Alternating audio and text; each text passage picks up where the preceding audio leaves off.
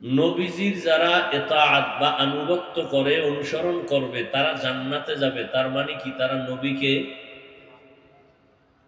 বলেন না কেন, নবীকে পরিণাম ফল কি? জান্নাত। বিপরীত কথা কি হবে? যারা নবীকে, তারা কোথায় যাবে? কিন্তু নবী এভাবে বলেন নাই। একটু খেয়াল করি, নবী বলছেন যারা আমার আনুগত্য অনুসরণ করবে তারা জান্নাতে যাবে। তার মানে তারা আমাকে মানে।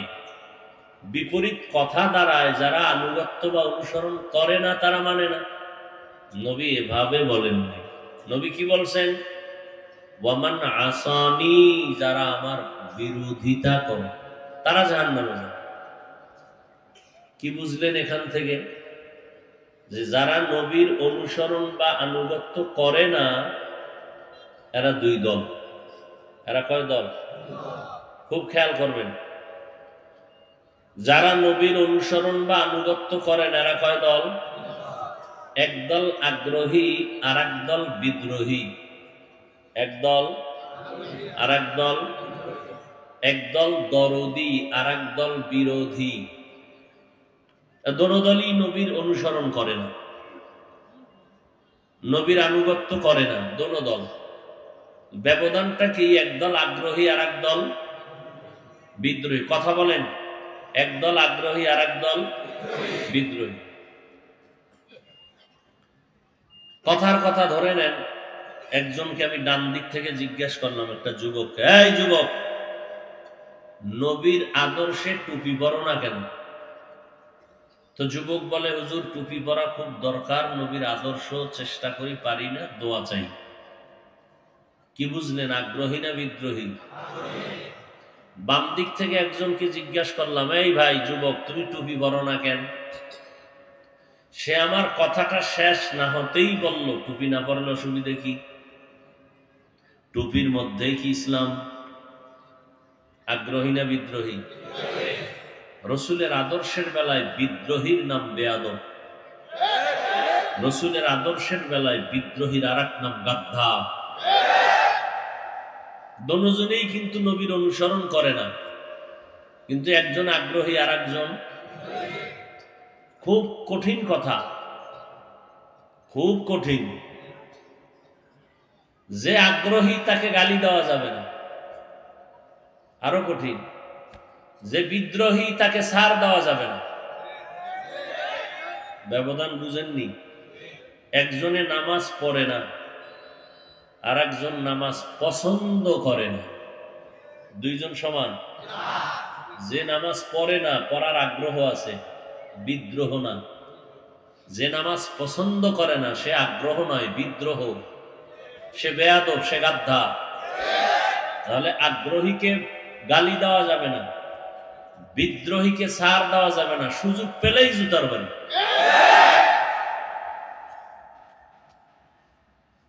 একজনে পর্দা করে না, আর একজন পর্দা পছন্দ করে না। দুইজন সমান? একজন মুমিন আর একটা বেঈমান। একটা মুমিন আর একটা। একজনে রাজনীতি করে না, আর একজনে ইসলাম ও কোরআনের বর্ণিত রাষ্ট্রনীতি, রাজনীতি পছন্দ করে না। একজন মুমিন আর একটা বেঈমান। রাজনীতি না করা এক জিনিস, পছন্দ না করা বেঈমান হওয়ার কথা। নামাজ না পড়া এটা বেঈমান হওয়ার কথা না, নামাজকে অপছন্দ করা বেঈমান হওয়ার কথা। কথা বুঝেন নাই? আপনাদের ধারণা কি কোরআন শরীফের মধ্যে পৃথিবীর সব বিষয়ের সমাধান আছে? শুধু রাষ্ট্রীয় ব্যাপারে, রাজনীতির বিষয় ইসলাম বা কোরআনে কোনো কিছু নাই বিদায় ইসলাম ও কোরআনটা এই একদিক থেকে দুর্বল।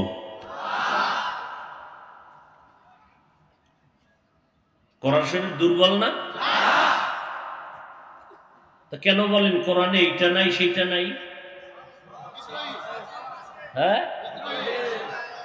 আগ্রহী না বিদ্রোহী? আপনি রাজনীতি করেন না, আপনাকে গালি দেওয়া হারাম, জায়েজ নেই। পছন্দ করি না যদি বলেন তাহলে কথা আছে। এখন অনেকে হয়তো না যাই নাও বলে, অথচ কোরআন শরীফে রাজনীতির সূরাও আছে।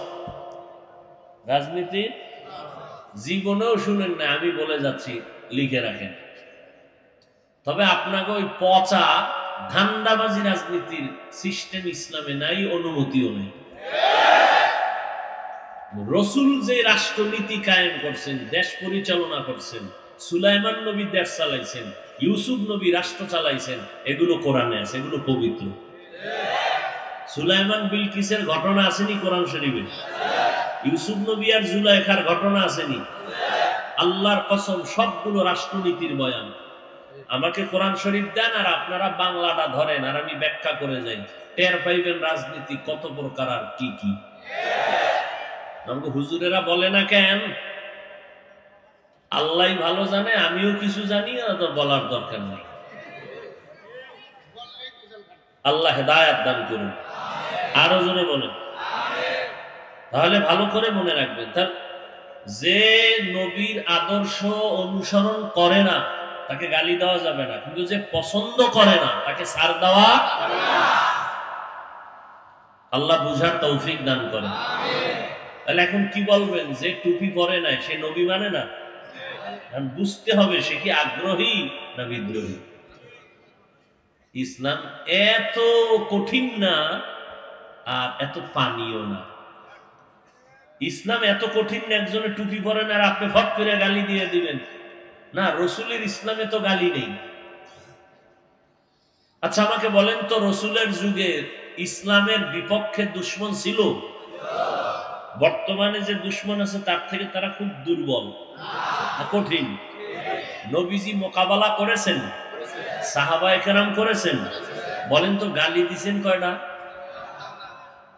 কি ওলামায়ে কেরাম বলেন? কি বুখারী শরীফে দুই একটা গালি নাই? আপনারা গালি শিখলেন কই?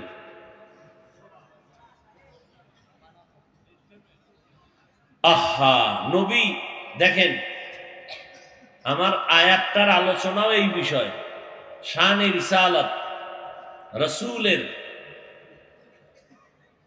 জিন্দেগীর আলোচনা। আসেন আয়াতের মধ্যে হাদিস নিয়ে কিছু কথা বললাম। আল্লাহ বলেন, ওয়ামা আরসালনাকা ইল্লা রাহমাতাল লিল আলামিন।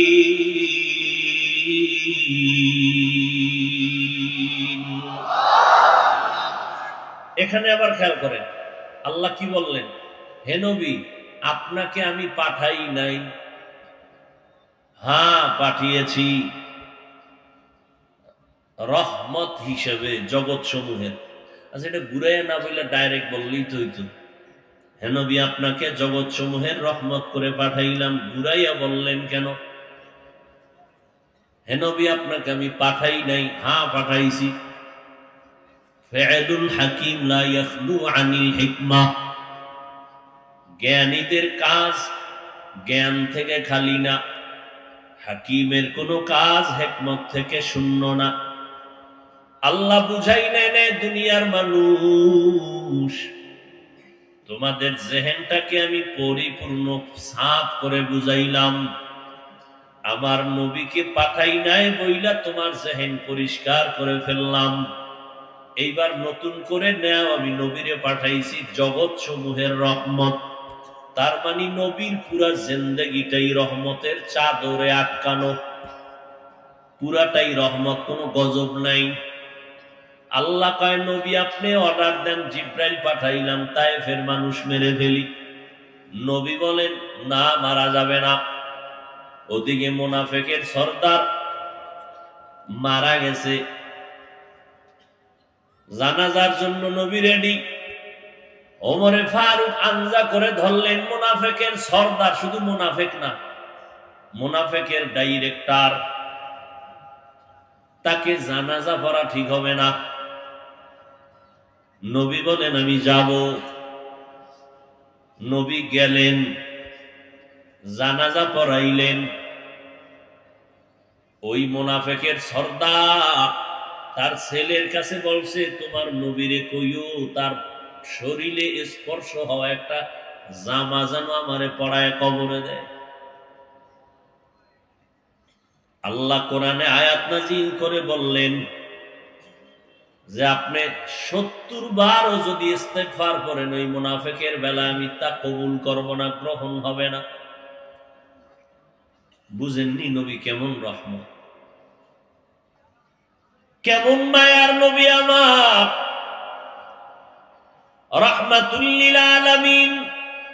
এই দিও না, রিভাব বুঝো, দিলে বাড়াও, ইকো বন্ধ করো, তোমাদের জন্য আলাদা ক্লাস খুলতে হইব।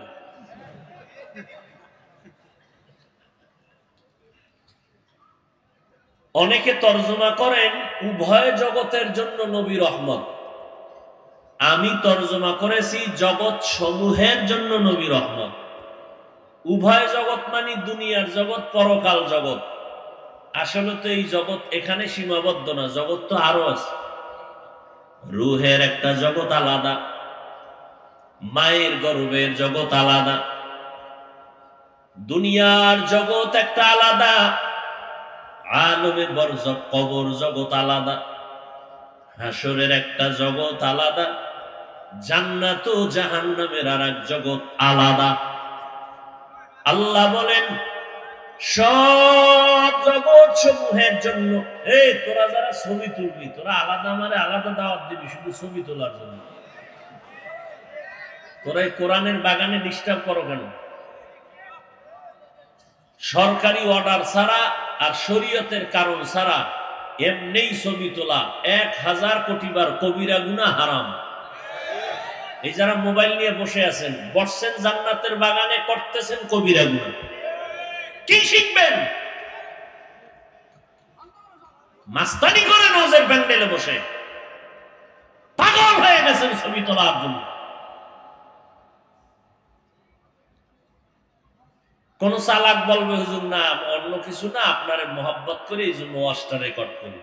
আপনার এই আকামটার তো দরকার নেই, আপনার এই কাজটা নিখুঁত ভাবে মিডিয়াওয়ালারা করতেছে না। এরা ফজরের পরে ছাড়বে, আপনি ডাউনলোড করে নেবেন। আপনি তো হুদা আকাম করার দরকার নেই, এখানে বয়ে বয়ে আপনার মোবাইলে ছবি ভালো উঠবে, রেকর্ড ভালো উঠবে। এরপরে জিনেরা তো বসে আছে মোনাজাতের পরে, যদি মোবাইলে নিয়েই যায়, নিবেই নিশ্চিত, তা তো আমও গেল সালাও গেল। ওই হেদিন এক সোরার ঘরের সোরায় কয় হুজুর একটা ছবি যদি আল্লাহ উসিলায় মাফ করে। রাহমাতাল লিল আলামিন।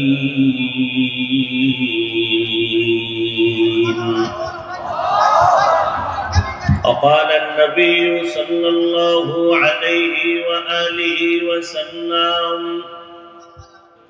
كل أمتي يدخلون الجنة إلا من أبى قيل من أبى قال من أطاعني دخل الجنة ومن عصاني فقد أبى أو كما قال النبي عليه الصلاة والسلام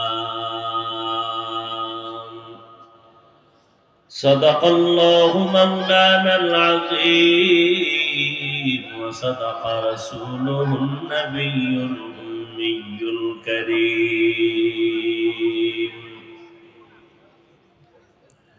ونحن على ذلك من الشاهدين والشاكرين والذاكرين والحمد لله رب العالمين سبحانك لا علم لنا إلا ما علمتنا إنك أنت العليم الحكيم رب اشرح لي صدري ويسر لي أمري واحلل عقدة من لساني يفقه قولي मोमिन जो फिदा नक्शे काफे पाए नबी हो, मोमिन जो फिदा नक्शे काफे पाए नबी हो जीर कदम आज भी आलम का खजीना, हो जीर कदम आज भी आलम का खजीना। गर सुन्नत नबवी की करे पैरवी उम्मा, गर सुन्नत नबवी की करे पैरवी उम्मा, तूफान से निकल जाएगा फिर इसका सफीना, तूफान से निकल जाएगा फिर इसका सफीना। आशिक हो बिरादर शहंशाह दो आलम, आशिक हो बिरादर शहंशाह दो आलम, मिश्कों से ज्यादा मुबारक जिसका पसीना, मिश्कों से ज्यादा मुबारक जिसका पसीना। कर दिल में तरफ हो मेरे आका का ज़ियारा, कर दिल में तरफ हो मेरे आका का ज़ियारा। एक आन में आए नबी दिखला दे मदीना, एक आन में आई नबी दिखला दे मदीना। কালিয়াকৈর উপজেলা উলামা কল্যাণ পরিষদের উদ্যোগে আয়োজিত ইসলামী মহাসম্মেলন 26 ফেব্রুয়ারি 2024 মহতি এই সম্মেলনে উপস্থিত মুহতারাম সম্মানিত সভাপতি আলহাজ মাওলানা নজরুল ইসলাম সাহেব দামাত বারাকাতুহুম, প্রধান অতিথি আলহাজ অ্যাডভোকেট আকাম মুজাম্মেল হক এমপি মহোদয় সহ অন্যান্য অতিথিবৃন্দ, হযরত উলামায়ে কেরাম, অত্র অঞ্চলের বিভিন্ন স্থান থেকে আগত আল্লাহ পাকের আশিকিন, জাকিরিন, শাকিরিন, মুহিব্বিন, মুরব্বিয়ান এজাম, কলিজার টুকরা আমার সমবয়সী যুবক বন্ধুগণ, স্নেহের ছোট ভাই, মাইকের আওয়াজ শ্রবণরতা পর্দার আড়ালে সম্মানিতা মা ও বোনেরা, আল্লাহ পাকের দরবারে শুকর যে আল্লাহ পাক এই ফিতনার যুগে হাজারো লাখো মানুষের মধ্য থেকে বাছাই করে আমাদেরকে পৃথিবীর শ্রেষ্ঠ মজলিস, বেহেশতের বাগান, উলামায়ে আহলে হকের মজলিস, তওবা কবুলের মজলিস, গুনাহ মাফের মজলিসে আমাদেরকে আল্লাহ আশা বসার তৌফিক দান করেছেন। নিয়ামতের শুকর আদায়ার্থে মুহাব্বতে সকলেই দিল থেকে বলি আমিন। আল্লাহর নিয়ামতের শুকর আদায়ার্থে একবার জবান খুলে পড়ি আলহামদুলিল্লাহ, আর একবার পড়ি আলহামদুলিল্লাহ। এই মনিটরে ভলিউম আর রিভার্ব দাও।